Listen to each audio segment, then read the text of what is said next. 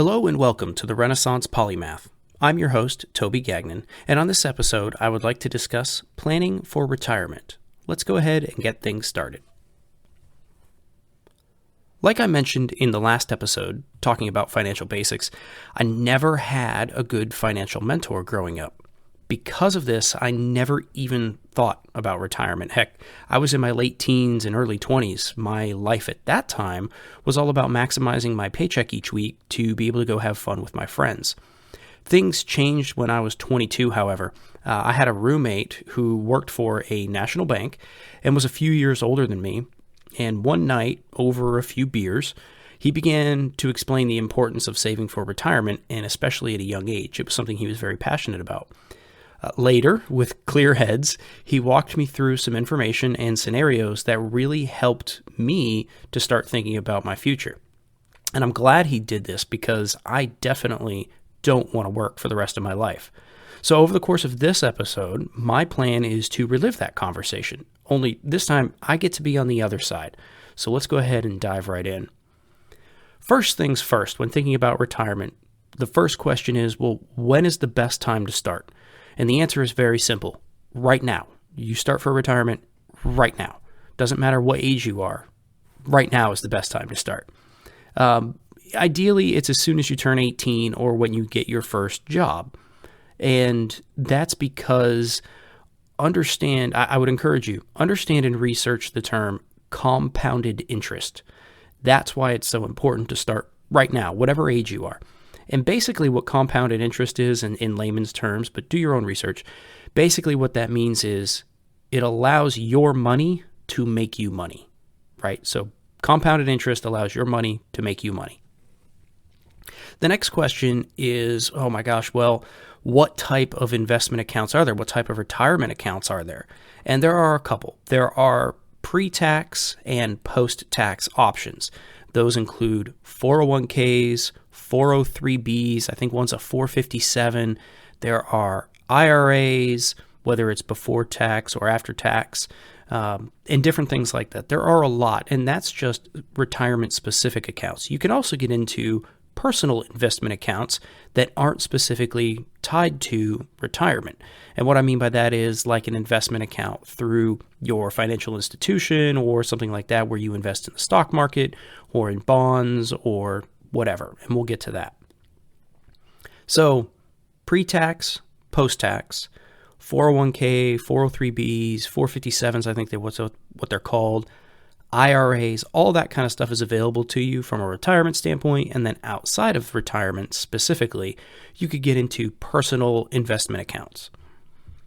All right, so third is what options do I have within those account types?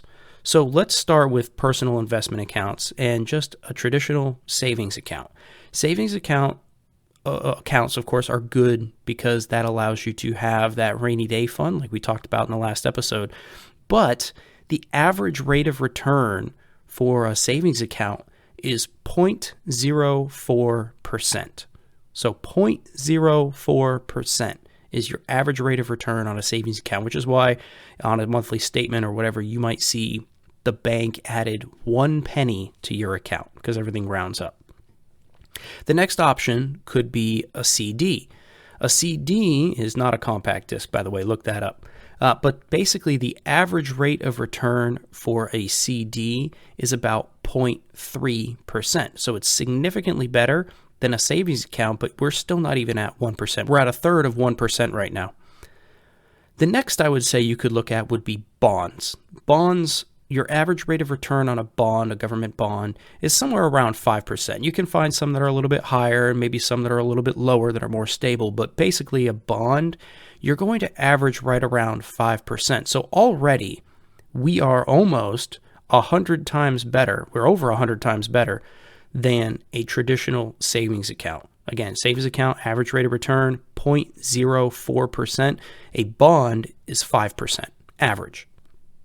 Then you could look into something like stocks. Say, I want to trade in the stock market. Now, of course, there's going to be a lot of volatility here, and I'm not going to get into any kind of specifics. But for traditional long-term stocks that are not high performers, but stable performers, your average rate of return is somewhere around 10%. That is just a super off the wall number based on a million different factors. Of course, risk is involved here and all that kind of stuff, but your average rate of return for a stock is somewhere around 10%. Same thing with a mutual fund. A mutual fund is basically just a bunch of blended stocks that is run or managed usually by an account or an equity of some kind. But a mutual fund, your average rate of return is somewhere around that 10% mark as well. So you see stocks and mutual funds are kind of the same because a mutual fund is just basically a bunch of stocks. So much better than just a traditional savings account.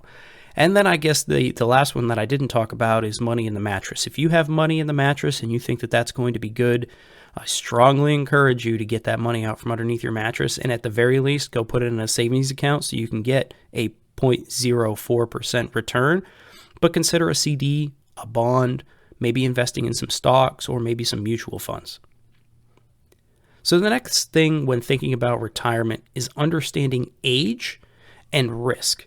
Generally speaking, the older you are, the more secure you will want your investments to be because you don't want high risk stuff as you're nearing the time when you want to try to pull that money out. If you think back to the recession, 2007-ish, people lost a lot of money. And it could have been that they were invested poorly. They were invested maybe with too much risk. But at that time, it was a whole thing. And there really wasn't much that a lot of people could do about it. So understand risk in age and how that works. However, when you're younger, you can have a higher risk because typically higher risk yields higher returns, right? High risk, high reward. Low risk, low reward. That's kind of a thing in the market too. But understand that higher risk obviously means you could lose it too. The reason you invest in a higher risk when you're younger and not when you're older is because when you're younger, you have more time to recover should something bad happen. So higher risk usually when you're younger, and as you age, you lower that risk accordingly. And mutual funds, ones with like a retirement date, like a 2060 fund or a 2050 fund, those are designed, because they're managed, they're designed to automatically adjust that risk. So as that date nears, as that 2050 or 2060 date nears, those mutual funds will automatically adjust its blend of risk and it will manage that risk basically for you, so to speak. So mutual funds can be really good. However, personal investments, if you're investing personally, you are going to need to make these adjustments manually. So keep that in mind. Understanding age and risk. The older you are, the more stable you're going to want your money generally. All right, let's talk about how much should I be saving for retirement? The answer is as much as you can possibly afford, up to any government limits, and then even beyond that, you can go into personal investment accounts. So basically, as much as you can afford. The federal government, I'm going to speak specifically to the United States. The federal government puts a cap on the amount you can contribute. For instance, in 2021, you are allowed to contribute pre-tax $19,500 to a 401k. If you are age 50 or older, you're allowed to invest or contribute an additional $6,500. So $19,500 if you're age 49 or younger, and $26,000 if you're age 50 or older. For a Roth IRA, ROTH, Roth IRA, those limits are $6,000 if you are 49 or younger and $7,000 if you're 50 or older. Basically, the older you are, they give you some quote-unquote catch-up time. They call it a catch-up, not the thing you put on your fries, but to catch up. And what that allows for is the ability to kind of make up for any investments that you didn't do in your younger years. So $19,500 for a 401k if you're 49 or younger, and an additional $6,500 if you're 50 or older, pre-tax. And I recommend maximizing any pre-tax contributions you are allowed when possible, because this actually reduces the amount of tax you owe the IRS at the end of the year, because it lowers what's called your adjusted gross income, or your AGI. So if you look at a paycheck, you'll see federal taxable wages, and that may differ from your gross income.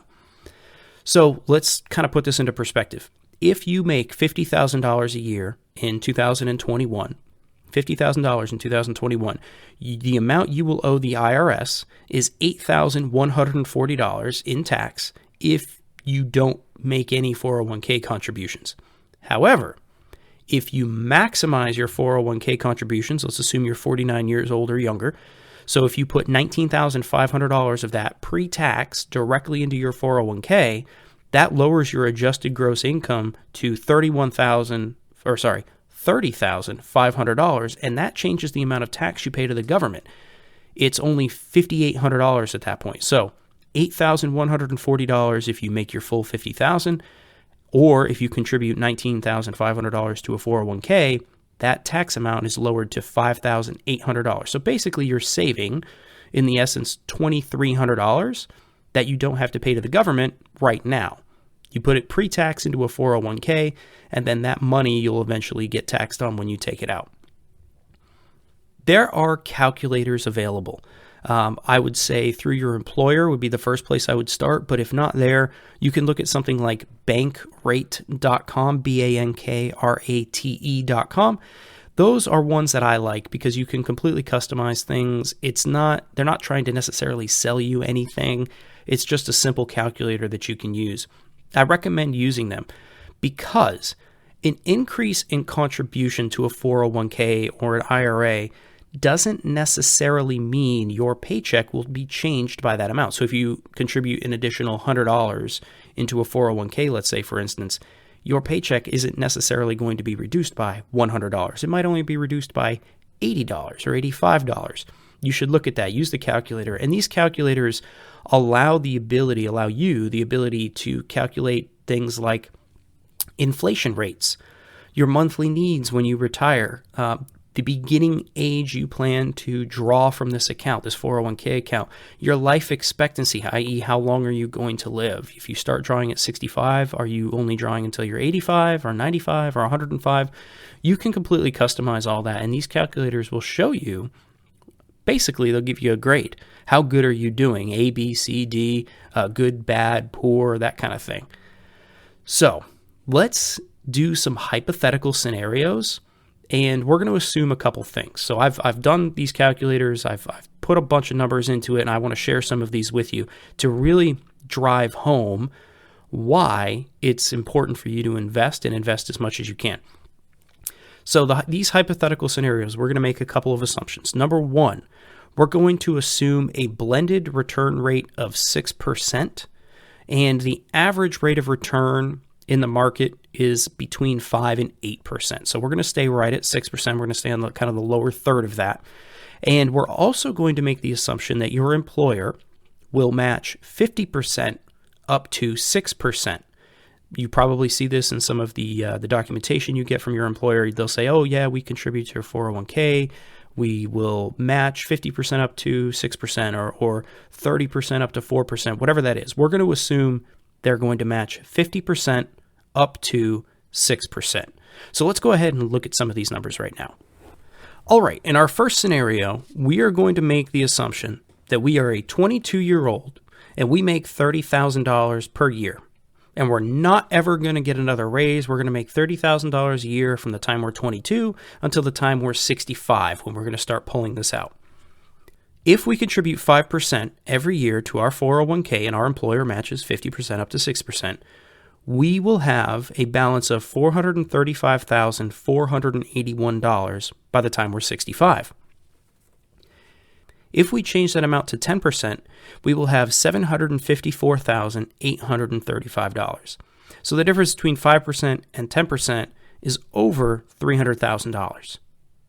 Again, that is making $30,000 a year with no raises. We're going to make $30 grand from the time we're 22 until the time that we die. So let's take another age and another income level. Let's assume we're now 32 years old and we're making $50,000 a year. If we start with a zero balance in our 401k and we start contributing when we're 32 and we start contributing at a rate of 10% a year, we will have $653,115 by the time we're 65. If we contribute 15% instead of 10%, we will have $904,308 by the time we're 65. So there's two numbers here I want you to think about. If we go back to when we were 22, contributing 10%, we were at about $750,000, $754,000. That same 10%, waiting 10 years to start, waiting until we're 32 to start, that same 10%, we're over $100,000 less. And we're contributing more money, mind you. We're contributing 10%, but we're contributing 10% of $50,000 or $5,000 a year versus 10% of $30,000 or $3,000 a year. So really, the longer you wait, the tougher it is to build that balance as you get older, right? And the reason for that is compounded interest, which is what we talked about before. Have your money make you money. Okay, now let's assume we are 42 years old. We're just starting saving for retirement. We make $75,000 a year. If we contribute 15% of our paycheck, and again, we have no raises, we are going to make $75,000 from the time we're 42 to the time we're 65. If we contribute 15% of our paycheck, we will have a balance of $654,880 by the time we turn 65. Now, that number is barely over the 10% number when we were 32, making $50 a year. If we contribute 20% of our paycheck from the time we're 42 until the time we're 65 at $75,000 a year with no raises, our balance will be $836,791. If you remember back to when we were 32, contributing 15% at $50 a year, we were over $900,000. So there's a difference there of about $70,000 by waiting 10 years, and we're having to contribute more. If you think about everything being equal, if you were making $50,000 a year and didn't start until you were 42, then obviously that number would be much, much lower. All right, so that is if we just do 5, 10, 15, or 20%. Let's talk about raises. So let's go back to we're 22 years old, making $30,000 a year.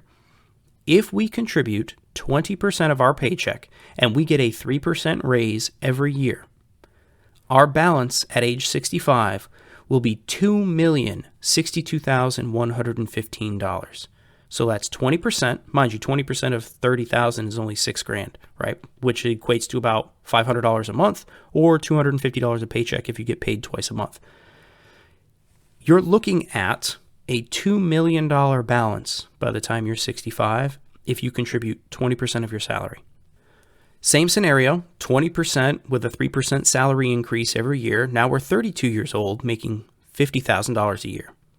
That number goes from $2 million down to $1,653,993. So we're barely at $1.65 million versus $2.06 million. So we lost almost $500,000 by waiting 10 years, and now we're making more money. So even if you make a very small amount of money, let's say when you're 22, right out of college, you get your first job, you make $30,000 a year, which equates to about $15 an hour. If you contribute even 6% or even 5%, you're already ahead of the game. 5% of $30,000 is $1,500 a year, which over 12 paychecks, if you get paid once a month, is just over $100, or every paycheck you're looking at about $50. I'm pretty sure when I was 22, I could have done with $50 less per paycheck. Again, assuming everything is equal. All right, now I'm really going to blow your mind. If I am contributing the absolute maximum the government allows, well, almost the maximum, we're going to go with $19,000 even. Again, the limit right now is $19,500 with a catch-up.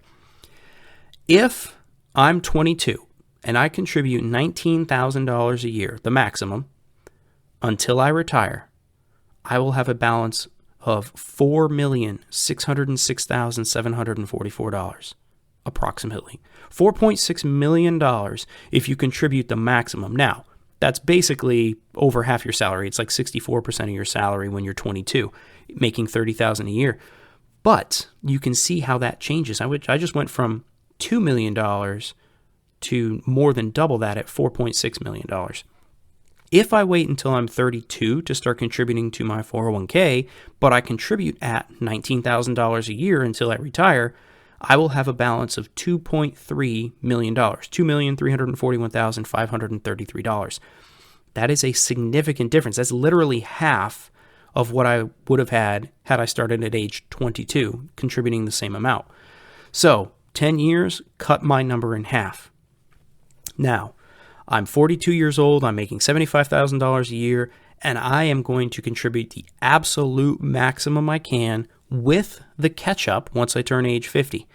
If I do that, if I wait till I'm 42 to start contributing, I will only have $1,159,671. So basically just shy of $1.2 million. I went from 4.6 if I started at age 22 down to 1.2, under 1.2 by waiting 20 years.